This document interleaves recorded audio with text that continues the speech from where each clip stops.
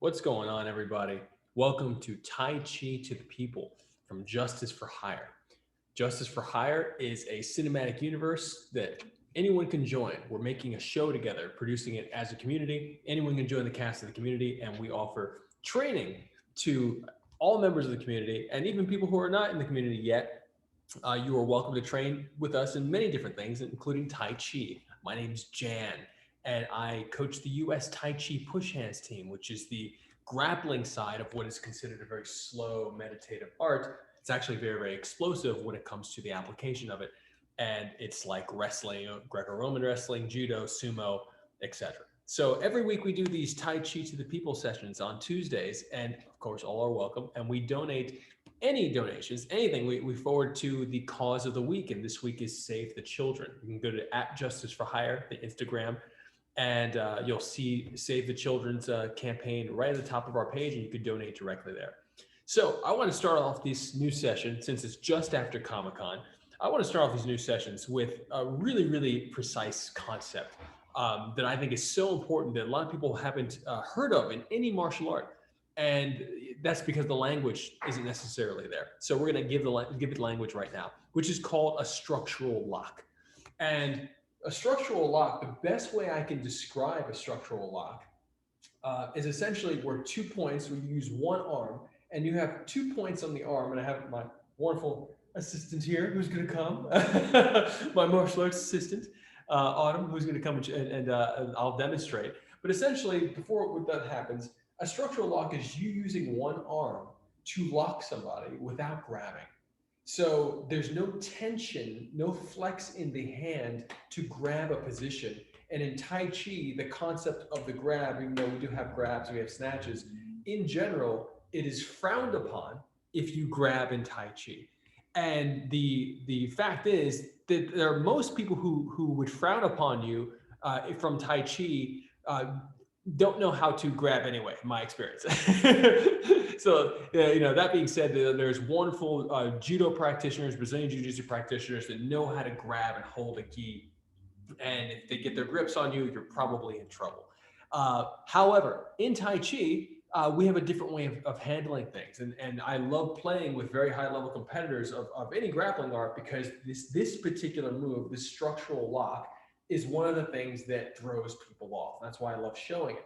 So it's essentially one limb that's wrapped around your opponent's limb, and you have two counterpoints of pressure that create the structural lock. And I'll show you probably the best example is just you folding your own arms. If you fold your own arms, you're going to feel that one arm could control the other. And it's really about the willpower, the intention, the quality of attention that you give to a particular arm that allows you to control the other arm.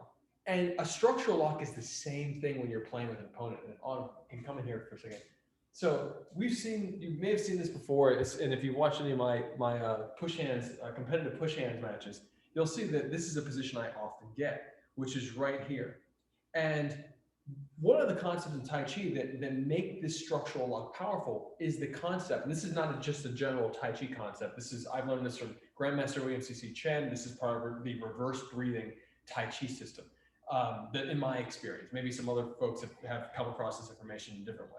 But the concept of reaching, with the fingers reaching down, and reaching doesn't mean you're pulled, doesn't mean it pulls the rest of the limb. It just pulls the fingertips. And if you wanted to, it can pull the rest of the limb. But let's focus for now on the concept of being pulled down. So notice I have this wonderful moment where I have pressure on my finger here, literally my pinky. I have pressure from her on my pinky trying to get out, and I have other pressure right here on my bicep. So, and of course it wraps from my bicep, from my upper forearm to my bicep. So that's the surface area. So essentially I have these two counterpoints. This is down and this is inward. So I'm kind of spinning inward. Another example of this, before I even move on, this is a control position to get me to be able to move an opponent. In a similar way, you have other variations of this. Someone could have an underhook on you, and let's do it from this side, an underhook on you, and you're playing, if you're a wrestler, you're playing in your 50-50 clinch, you may be trying to pummel in, again, pummeling it with this hand. But you can also step backwards, and then you have this wonderful, and we'll show it from this side, underhook here. You have, of course, this is a very, very common position where someone's got the underhook and you are essentially hooking their underhook, putting pressure on the elbow. That's another example. I would consider sometimes refined, sometimes crude, depending on how and how that it depends. What that depends on is really how you position the picture of the fingers. So a lot of times you'll see examples where someone's got their hand on somebody else's chest and they're reaching outward, which is great, but sometimes unrealistic. Other times you find people just hooking, like as if they're throwing a hook, which is actually fantastic. But the mechanic of throwing a body shot or a hook, while super helpful at getting the angle, is not helpful at maintaining the angle, maintaining the lock, because then otherwise you're just putting pressure on the joint. When you maintain the lock with a structural lock, and like as if you're holding your arms, when you maintain the structural lock, it gives you an uncommon control. And that's the most important thing we can focus on right now, is the concept of the uncommon controls. It's the uncommon controls from in my experience as a Tai Chi competitor and playing with other styles outside of Tai Chi, which is the best litmus test. The things that people aren't used to, that I'm used to, are what gives me the advantage. So, and those moments of advantage might be very, very short. They may be within a fraction of a second, but that's all you need to execute your next move. So if you want to move an opponent somewhere, whether you're doing this or hooking inward, maintaining the concept of this pull so that rather than punching through something or somebody, you're simply creating a shape, which essentially removes the fight from the fight. And that's one of the things we're going to focus on today, is the concept of creating the shape and the postures. And thank you, Arnold, so much. But creating the shape and the postures that allow you to have the flexibility to give the control. Again, if you're here at this in stasis for just kind of calm and you're enjoying yourself, and all of a sudden you want your left arm to control, you can do that, or you want your right arm to control. You want to be able to make that decision, and you don't want to have to fight for it. You want to just be able to make the decision calmly. So Tai Chi, if you don't practice Tai Chi as a part of your lifestyle, one of the things that I'd like to start doing with this Tuesday Tai Chi to the People session is giving little tidbits that you can pull into your own style, whatever that is you do in terms of training and ideas. And one of the central ideas is removing the fight, because a lot of times you get people that are training, and I've done it myself. You're training for a fight. You're training you're training for something that you're essentially giving emotional framing to, or even higher than emotion, or more nuanced than emotion, is the tension. So if you're training for the fight, you're actually giving yourself unnecessary tension. When you're practicing these moves, you want to be able to calmly execute them in the fight. So yes, there's a time and place for the fight, but while you're doing the foundational mechanics, the body mechanics, you want to remove the emotion. You want to remove the tension that the emotion might create. You want to release the fight and really just get to the concept. So that's what we're going to do today. And we're going to do some exercises. I highly recommend just doing this every now and then, just to feel the difference of control. But the first exercise that we'll do, we'll warm up with an uplifting heavy, which is feet shoulder length apart and parallel. Mouth closed, tongue sealing the mouth, inhaling up. Big breath. Exhaling down. 2 more. Big breath, seeing the breath as a color, gathering in your belly. Exhaling down. You're keeping your eyes open the entire time. 1 more. Inhaling up. Use a base diaphragm to see the breath pulling into just beneath your belly button, filling up the belly with color. The breath as a color, and exhale, push that color out through the lips. Now we're going to keep the legs shoulder length apart parallel. We're going to do this first structural lock movement, which is right here. And it's just inhaling, and you're going to make as if you're hailing, you're trying to hitchhike. And you're going to just inhale and let the thumb pull up. And the breath is pulling into the belly through the thumb. So you're going to Feel this. And this is super important because this little structural lock here, and if I was here, I would show it, but essentially this little structural lock here is as if you have an underhook. So now you're the person with the underhook. And this underhook, if you have it on the opposite arm, you can essentially turn the body, this hand going against your opponent's shoulder, the back of the shoulder. So you're going to inhale and feel that lock, and notice how my body isn't fighting for the structure. I'm very, very still. I'm letting the breath pull me. 1. Exhaling down, back to center. And then inhaling 2. And now I'm only using this index finger. If you want, you can add a little bit of spin with the thumb and the pinky, but right now let's just focus on the index finger. Inhaling, let that breath inflate the tricep and pull the body across. And point behind you. Exhaling down. And notice that when you exhale and the hand falls, you can soften the knees, let the weight shift forward a little bit, and then inhale up. The thumb pulls you behind. And looking all the way behind you, exhaling down, going down, inhaling up.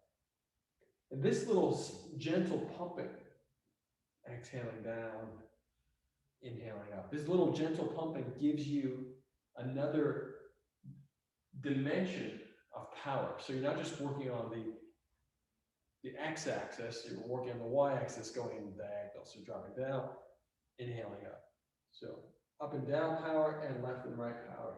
Exhaling down, you got the little wind up, inhaling up. Exhaling down. And to give a little bit more specificity here, inhaling up, look at how the triceps spins. And the arm is really not moving more than this shape.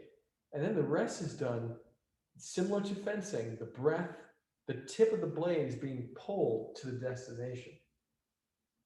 Exhaling down. And then the tip of the blade is the thumbnail. Inhaling. The tip of the blade is being pulled toward the destination. So you let this tip of the blade pull the entire body structure in the way that you want it to be pulled. Exhaling down. Inhaling up.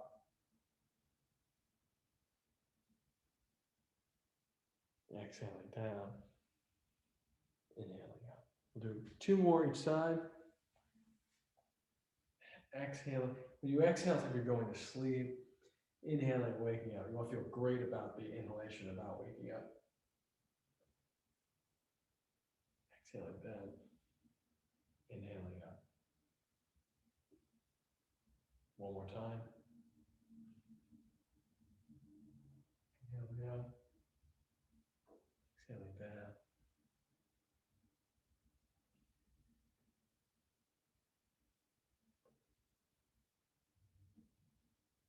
And switching sides. Inhaling up. You can exhale down and load if you'd like. So you can exhale down, inhale up. Exhaling down, inhale. This tricep spinning or inflating concept is also for reverse breathing Tai Chi. As a matter of fact, it wasn't until I learned reverse breathing Tai Chi that I started to get a little bit more of the sense of these structural locks. In the other Tai Chi forms that I've done that are very powerful, wonderful, there is an emphasis on different areas of the body and on different concepts. So all of which are complementary. But this is very particular. Again, you're also adding all these little small circles add to the centrifugal force, the collective centrifugal force. So this spinning upward, if this was a throw, a crank or a throw, an upper body throw that you see often in judo, in sambo, and also in Tai Chi, throwing the opponent from underneath the shoulders, whether you're doing a grab or you have a gentle positioning, boom, you're throwing them down. So this is the same mechanic, except it's isolated onto one arm, and you feel the rest of the body go with it. Exhaling down. This is the same mechanic as diagonal flying, if you're familiar with that and you're a Tai Chi practitioner. This is the same exact mechanic right here. This little toss, if you expand your structure, again, structure meaning physical structure of the body, expanding the structure, you have this motion here, which is essentially throwing an opponent over this leg. Lock the arm, throw the opponent over this leg. So we're breaking down that concept into this small movement. Just the thumb. Exhaling down. Inhaling. Just the index finger. Exhaling down. 2 more.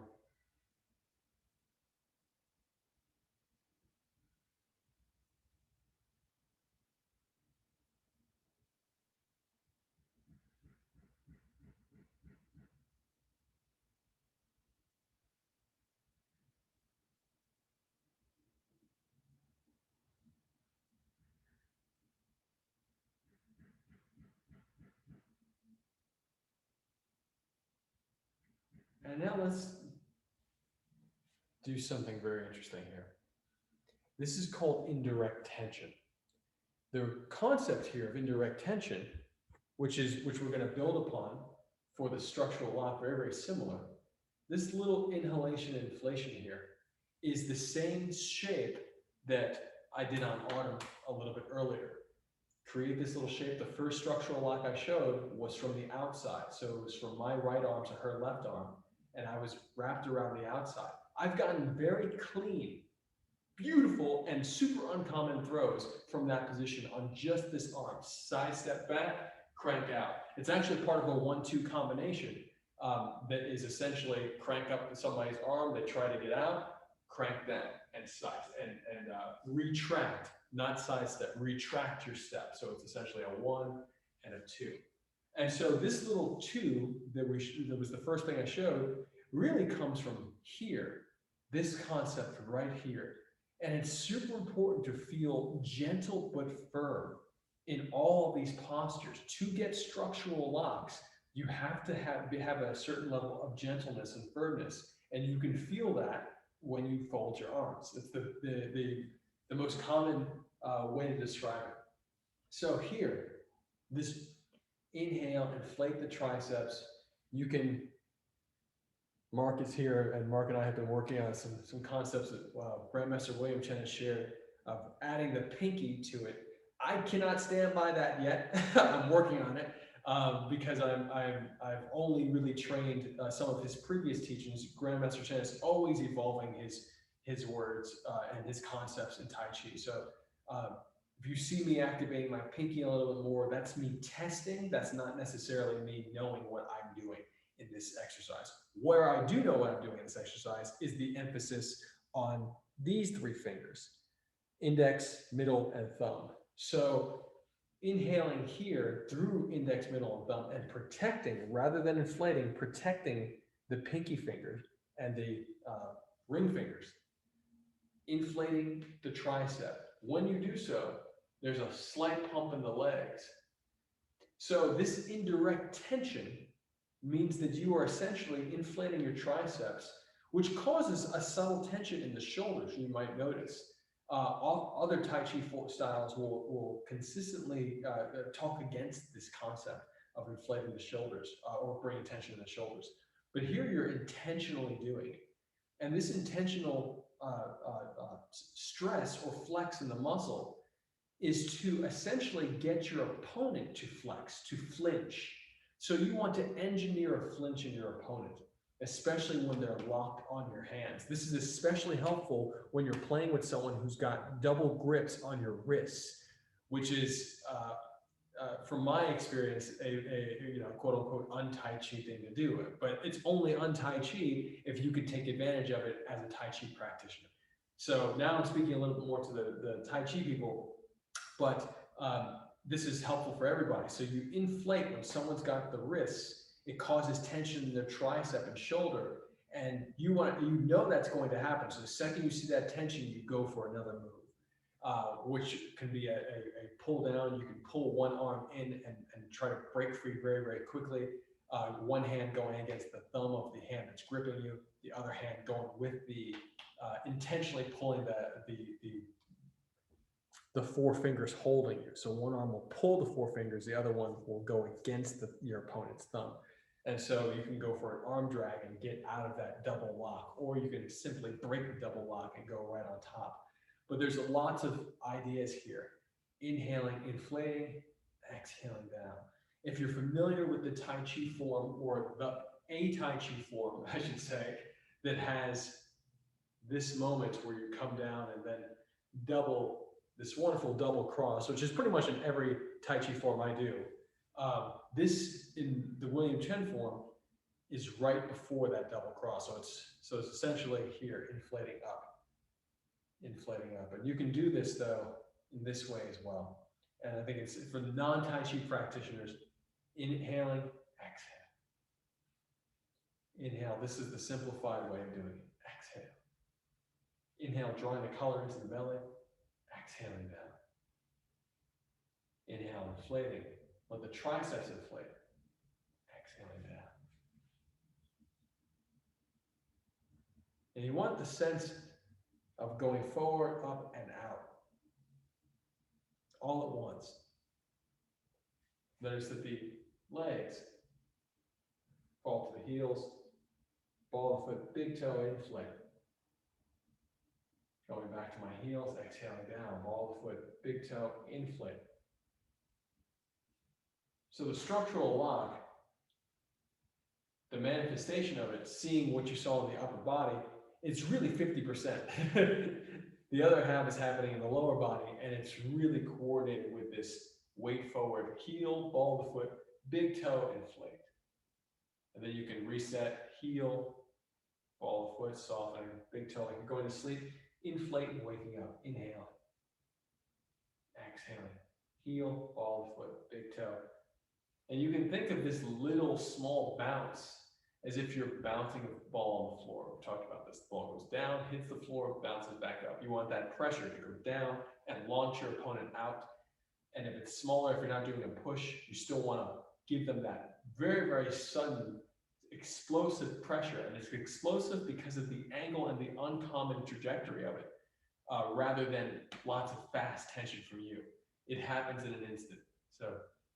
But you slow yourself down so it feels, so you can feel more of what's going on.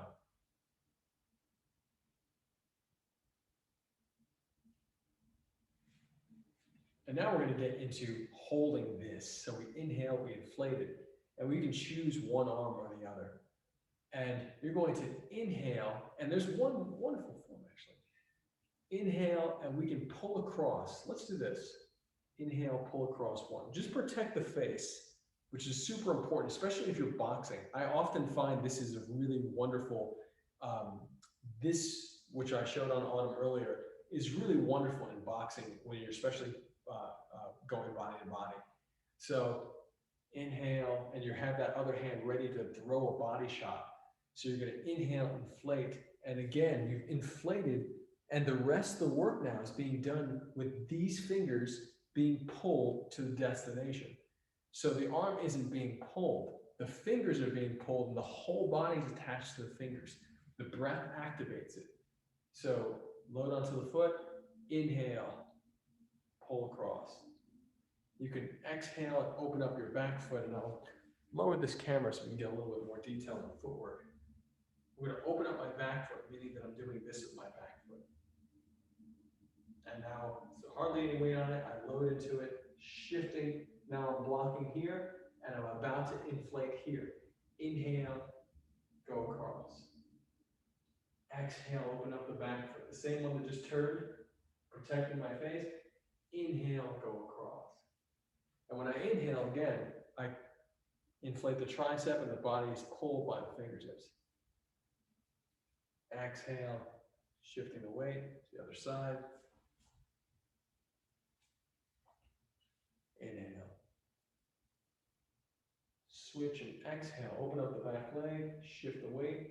When you shift the weight, you can shift to one side. Then you can also soften the side that you just left. So if you shift onto your left foot, the right side, you can soften, which helps to give you a little bit more of a wind up, which again starts to give you more dynamism in terms of the axes that you're moving on. So it's not just left to right, it's down and up, and it'll help you get that load. So boom, down and then inflate, inhaling through the bottom fingers. Again, these three fingers, index, middle finger, thumb, spinning. Exhale, open up the back leg, shift. And you notice that you're here, you're in your boxing stance, which can easily become a pendulum block. So you're here. And then you inflate. Exhale, open up the back leg. Release the hip of the front, and then inhale. And this isn't supposed to look super pretty like other Tai Chi forms. It really isn't. And we're not really even doing a form right now, technically. But this is in one of my forms as well that I practice regularly, just this one little moment.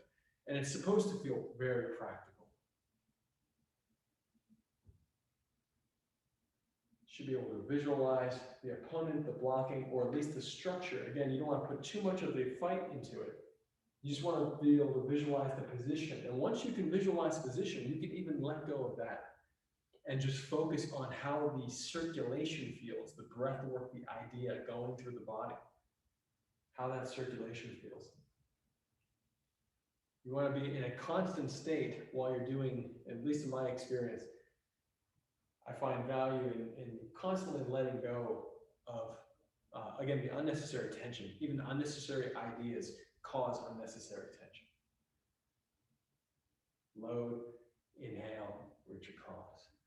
Exhale, open the back leg. As the hands switch, the back leg opens. I'll point down to what I mean specifically by that. As the hands switch, the back leg opens. This is fairly common in most martial arts, combative arts that I've experienced. So you're doing something up top while something's happening at the bottom, and then you load into it, and then inhale.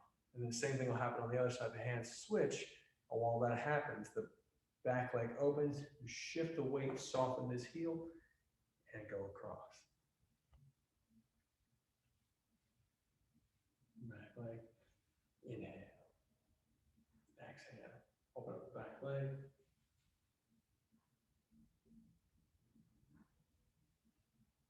And as a slight detail before we go into the next movement, the upper hand is also agreeing with these three fingers with the spinning of the bottom hand's fingers.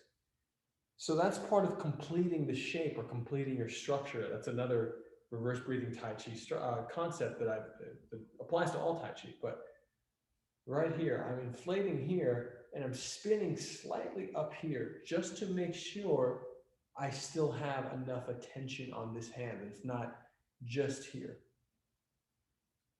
So you don't want to just be moving one side. You want everything to agree from a Tai Chi principle standpoint, which helps with circulation, etc. For me, this would help me keep my guard up so I don't get hit in the head. Switch, open the back leg, inhale.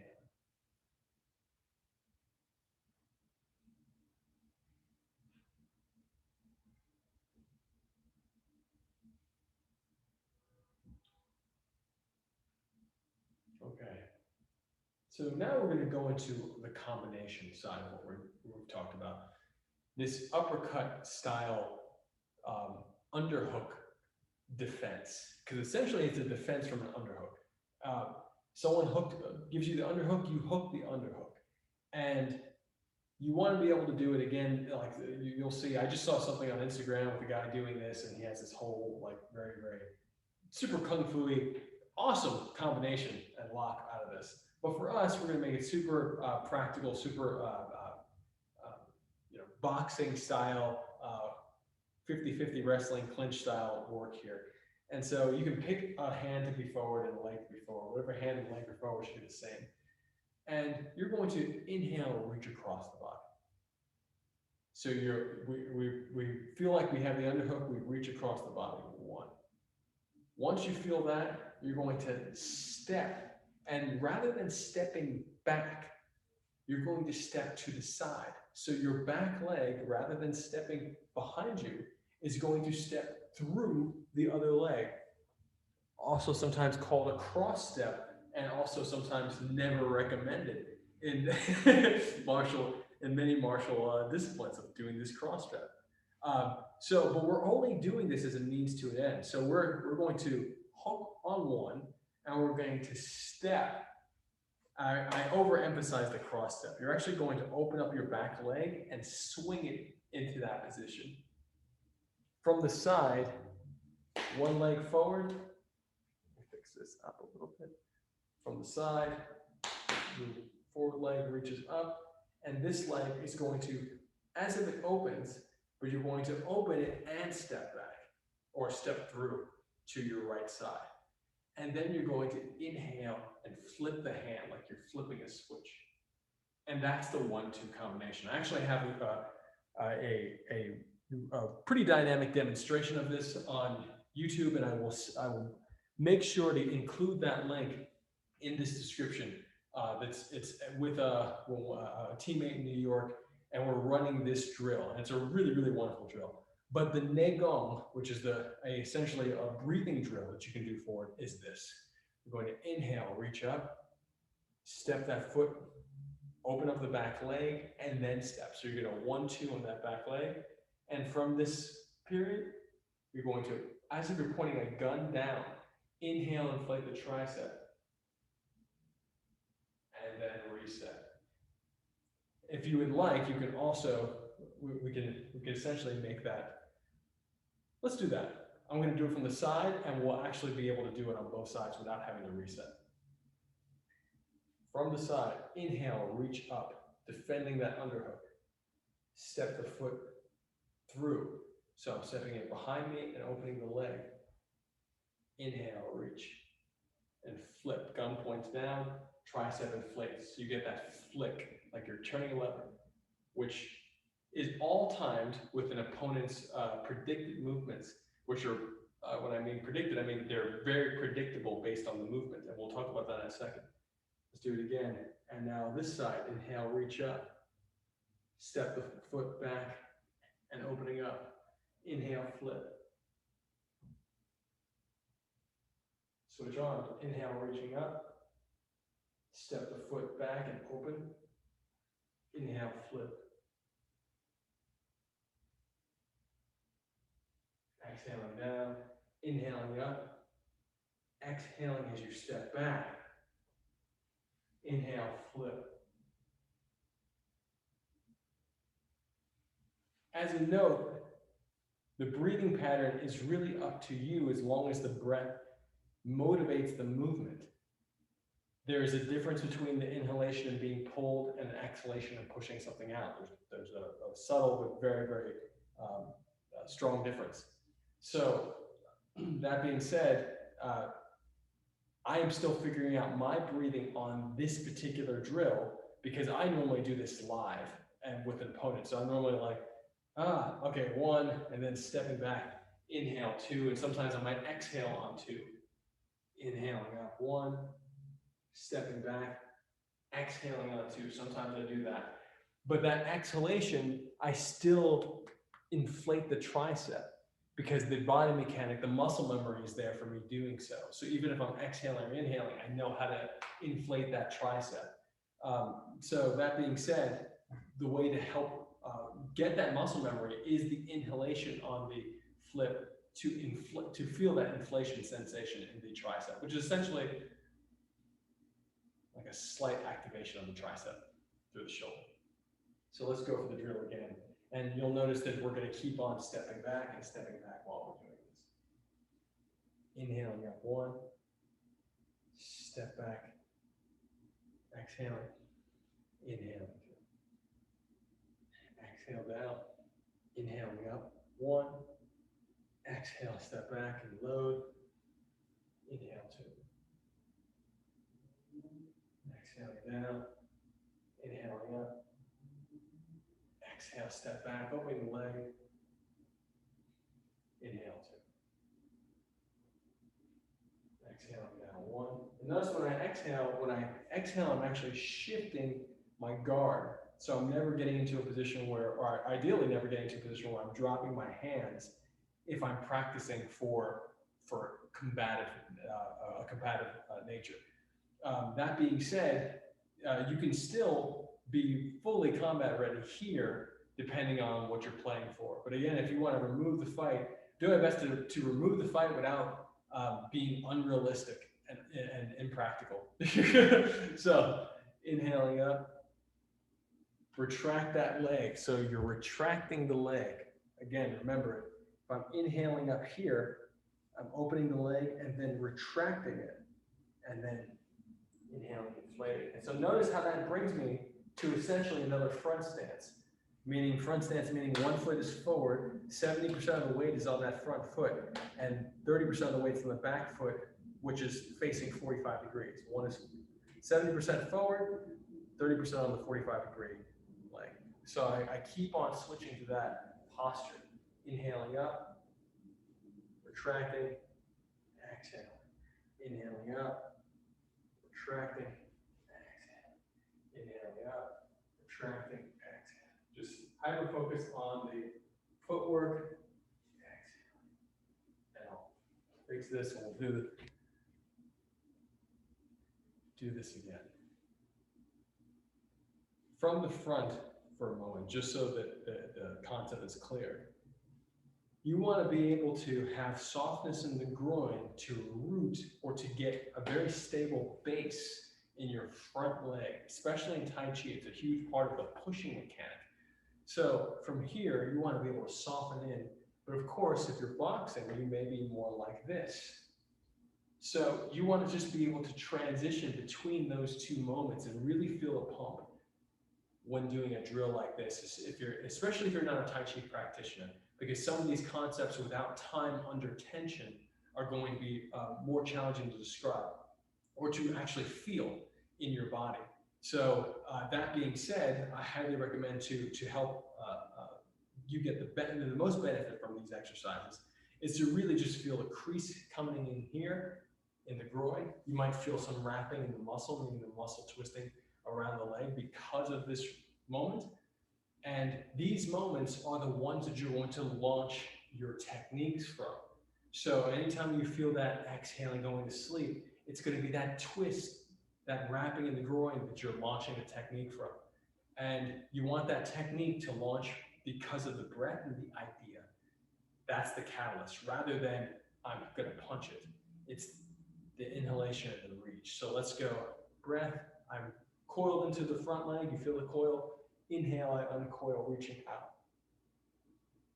I'm going to step my back leg. Again, this is the front view. So from the front view, I'm stepping my back leg, opening it up, and stepping, retracting it.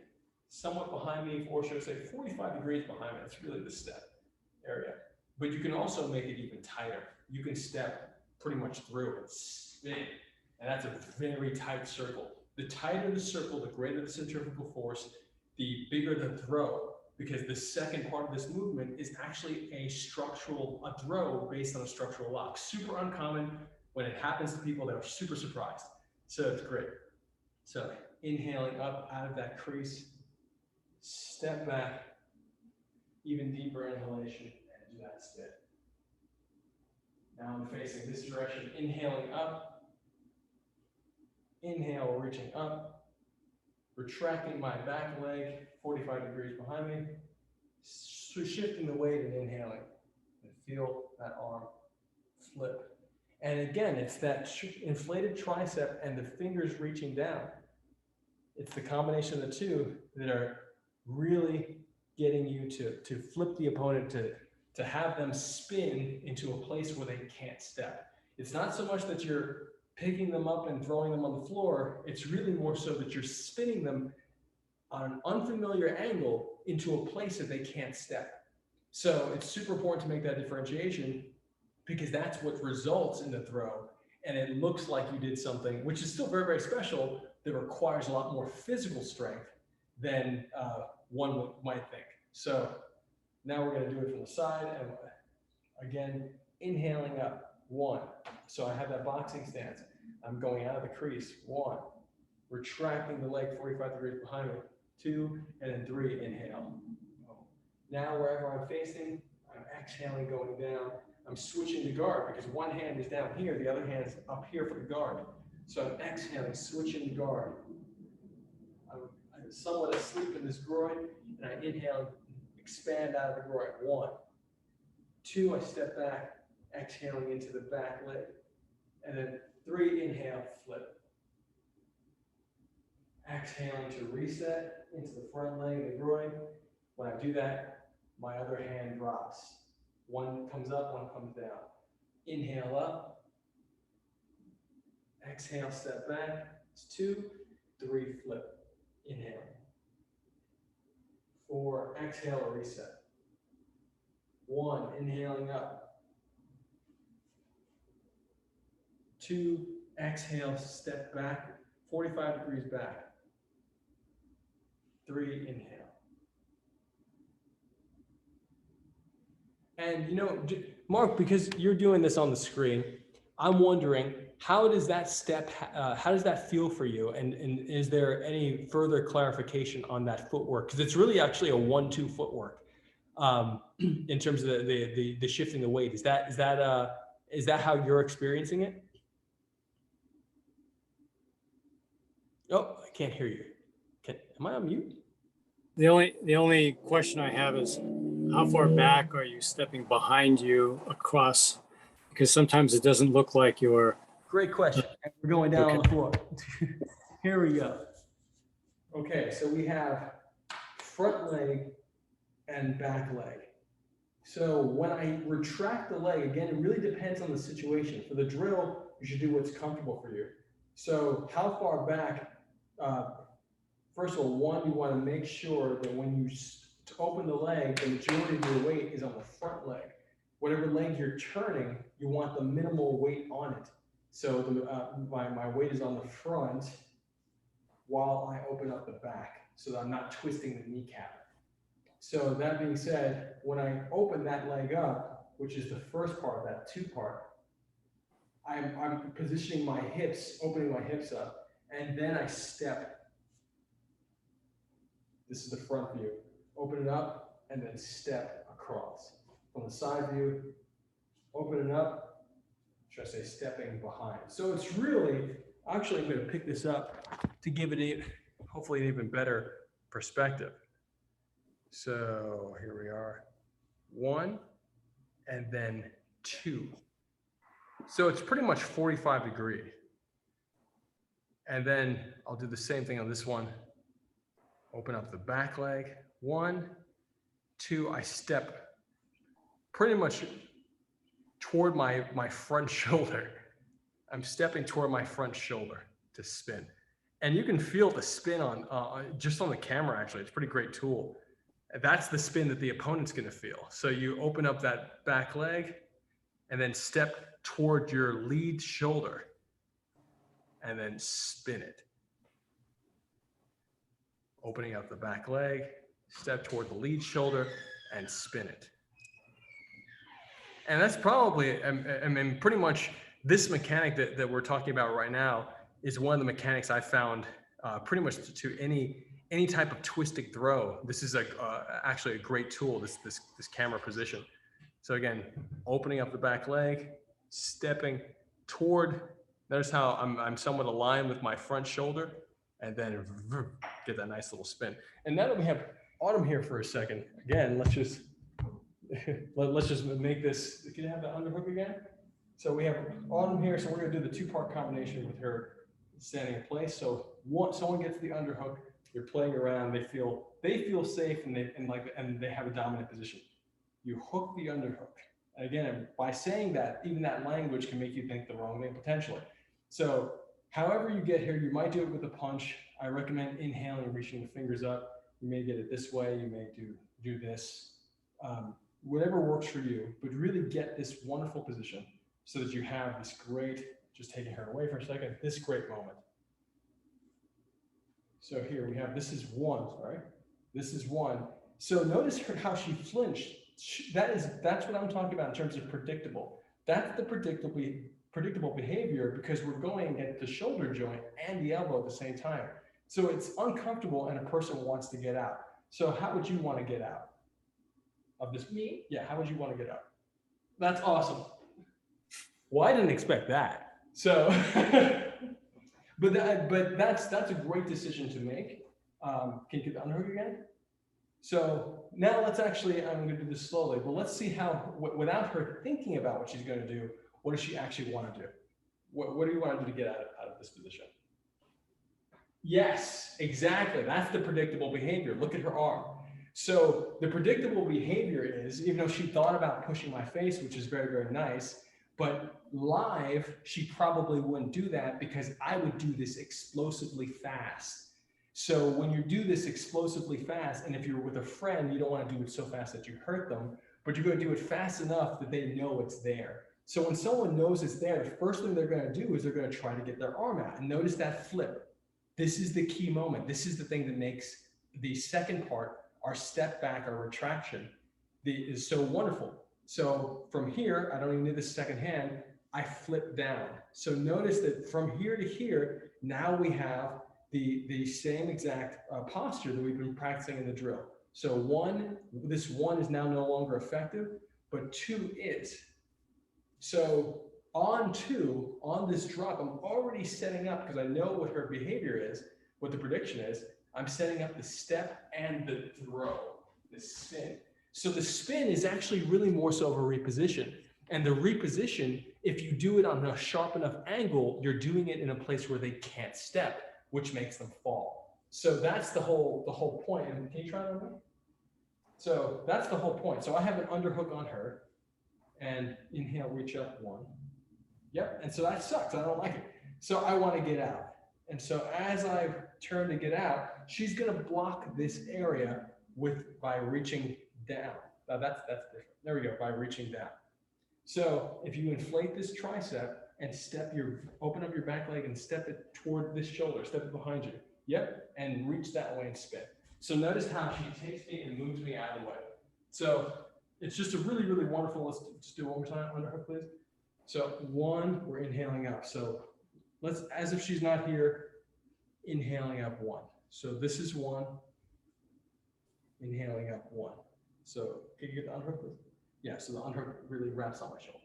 Great, so she's got the underhook. So I reach up 1. So 2, I'm setting up my foot because I know that what's happening here is this. Can you get out?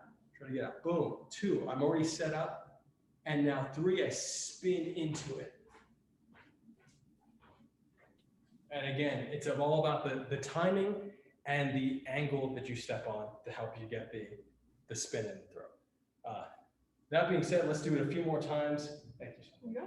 Yeah, let's do it a few more times just to get the Negong drill component of it.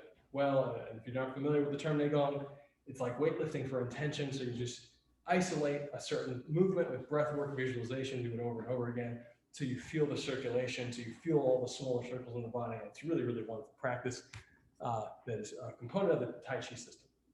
So we'll do it from the side. Inhaling up 1, open up the back leg and retract it.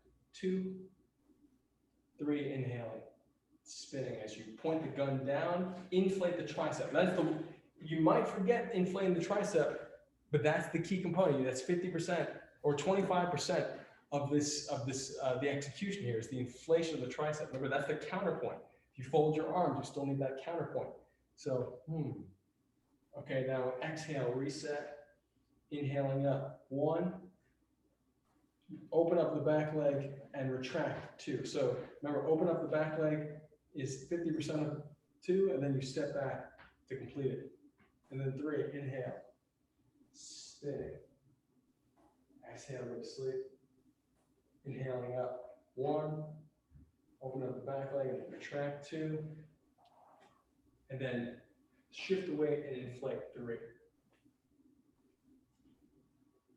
One more time inside, exhaling down, inhaling up, 1, open up the leg and retract, 2, exhaling, inhaling up as you flip, 3, exhaling going down, inhaling up, reach, open up the back back leg, retract, 3, 2, and then inhale.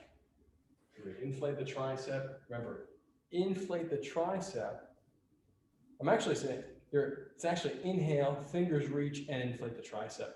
From a language standpoint, that's the order in which things happen. And even before that, the idea. So it's idea, inhalation, fingers reach, tricep inflates. It's a 1, 2, 3, 4. Boom. So as long as you practice this one little moment, exhaling down, inhaling fingers and tricep, you'll be able to really bring this into the practice a lot more. And again, these are, you want to be able to do one move knowing what the opponent is going to think when you do it.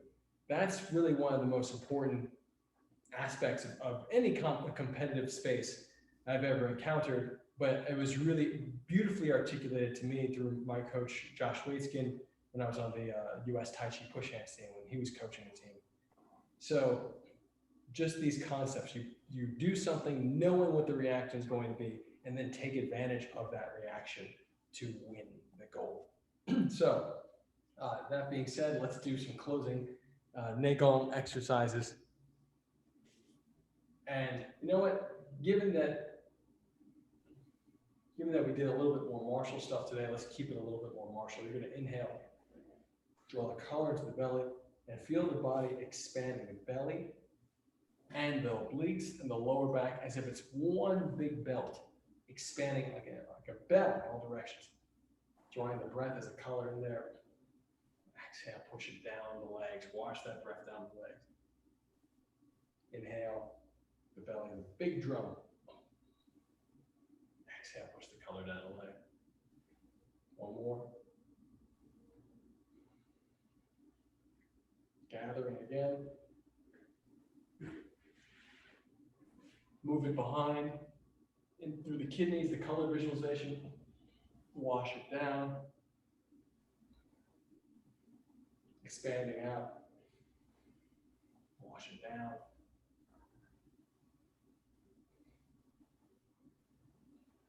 Inhaling up. And push down to the legs.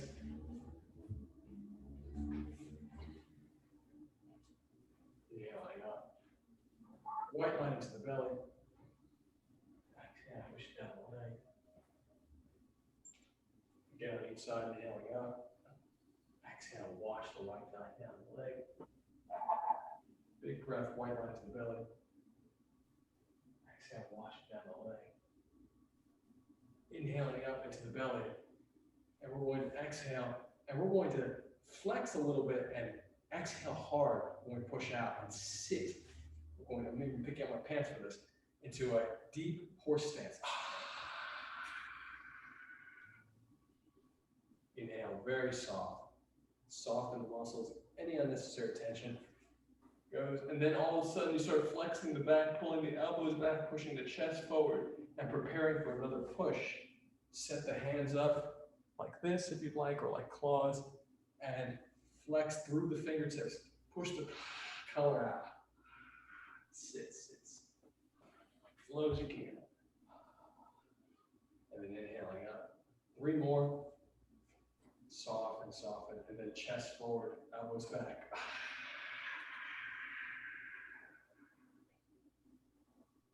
2 more. Chest forward, elbows back.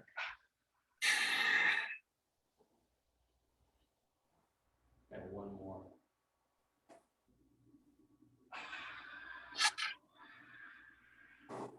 Inhale, grab one leg, extend like that. Even deeper, and switch sides. Push the collar out. Inhale, gather, pull it in, punch it out. Inhale, draw the breath in. Exhale down, punch it out. Inhale, gather, punch it out. And really do your best to feel like you're drawing the unnecessary tension out through the hand. So you really want to feel the relaxation in the body. Inhaling deep, pushing the color visualization out. Inhale, gather, switch legs. You can keep on going a little bit lower each time you do it to work the legs and stretch the legs. Meaning that you can start high if you'd like and then keep on getting lower.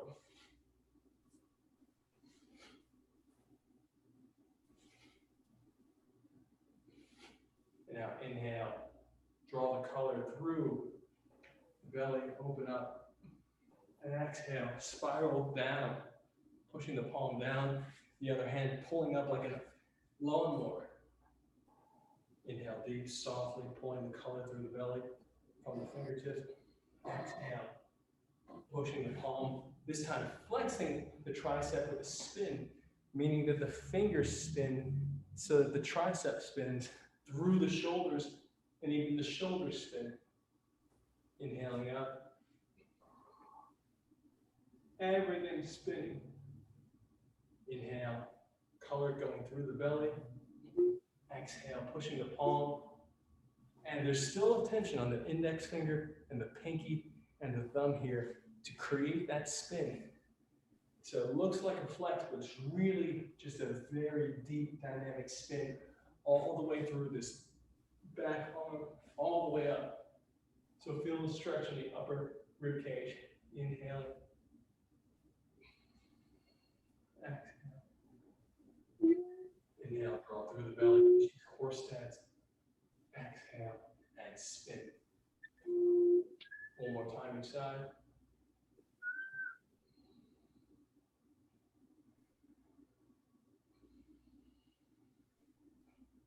Inhale deep. Stay here and exhale. Go down and touch the toe and hold. Inhale deep. Exhale down. Pull yourself in a little bit more. Inhale deep. Exhale, pull yourself in a little bit more. Inhaling up. And switch sides. Exhaling down. Hold. Inhale deep. Exhale, pull yourself down. Another big breath. Exhale, pull more. Exhaling down. And hold for a moment. We're here. Here, back flat like a table. Inhale, gather, hollow fists, and bend the knees. So now we're sitting. This is called golden tortoise. Eyes looking straight down, elbows in front of the eyes, straight line from the top of the head to the tailbone. Inhale to the belly. Exhale, spread to the whole body. Inhaling deep. Exhale down the legs. Inhaling deep. Exhaling down the arms. Inhaling deep. Exhale, strengthen the lungs. One more breath. Exhale to the whole body. Inhale, open the hands, palms to the ceiling. Exhale, reaching them through the legs, crossing the arms and then uncrossing them straight back. Palms facing the ceiling through the legs. Chest should stay parallel to the ground, so if you need to, lift the collarbone to reestablish the posture. Inhale to the belly. Exhale, spread to the whole body. Inhale to the belly. Exhale down the legs. Inhale to the belly. Exhale down the arms.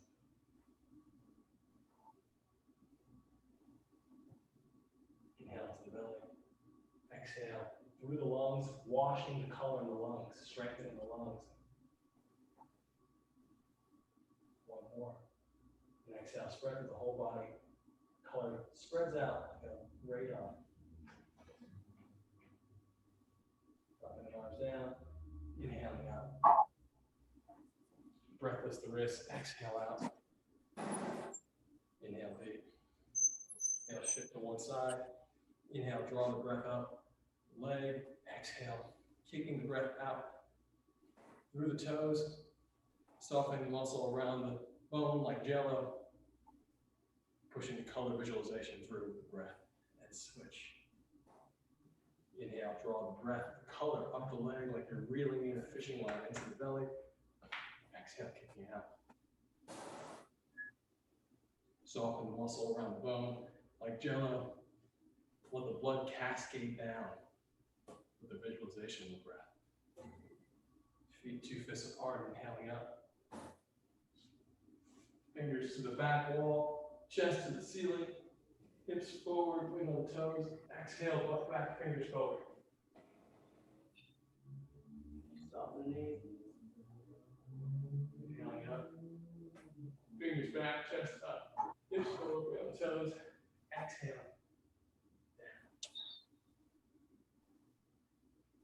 Inhaling up. One more.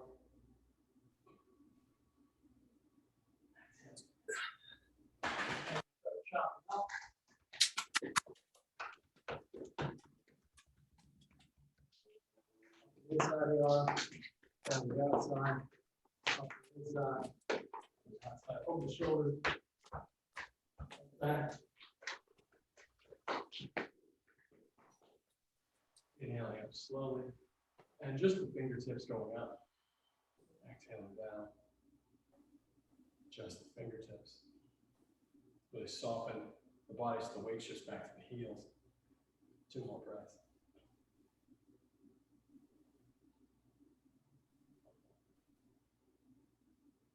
And rub the hands together, and every time we do Tai Chi, do a little massage at the end.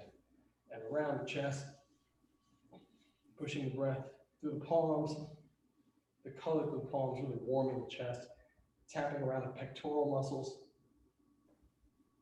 the pectoral major group in particular, all the pressure points, massaging even deeper into the breast, into the lymph nodes, and then tapping, floating them up, 1, 2, 3, 4, 5. Other side, let the pressure reverberate through the lungs.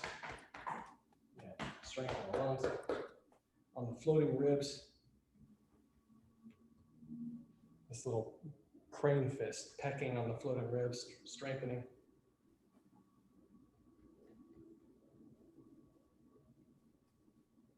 Four fingers on the sternum. This, the immune system. Hook on either side of the collarbone.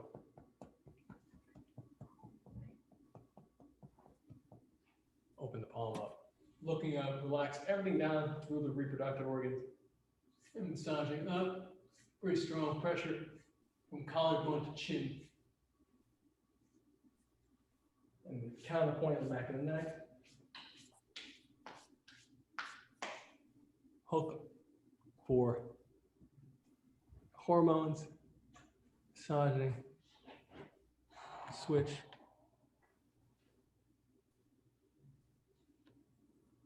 Around the ear, up, over, down, under. Very strong pressure, index and middle finger. Up in the face to the side, release. Up in the face to the side, release. Face to the side, release. Fingers through the scalp, front to back to front to back to front massage, front to back to front, slapping, front to back to front, hollow fist, gentle banging, front to back to front. Massage the scalp, the top of the forehead, and then reverse it. Temples, and reverse it. Under the eyes, and reverse it. Bridge of the nose, side nose, or outside the nostrils, heart. Switch. And 1, 2, 3, 4. Switch. On the side, above the gums and the groove. 1, 2, 3, 4, 5. And gum side, below the gums and the groove. And then tongues. And reverse it. Flick the fingers and thumb. 1, 2, 3, and grab. 1, 2, 3. And close the eyes and inhale, white lines in the belly. Spread the whole body. Final exercise, middle pillar breathing. Inhale up the front of the body, foot to head. Exhale, roll it down the back, head to heels. Inhale, white line up the left side. Exhale down the right. Inhaling up the belly. Spread the whole body, making a big bubble around you. And one more breath into the belly. Exhaling down. Make a big bubble around you. And just sit in silence for a second. The body. Have gratitude for the body, the space you're in, the people around you. And thank you guys so much. This has, of course, been Justice for Hire's Tai Chi to the People. If you'd like to donate to the cause of the week, which is Save the Children, you can do so on our Instagram. And you can, of course, join the cinematic universe, the show we're producing together, Justice for Hire, right from justiceforhire.app.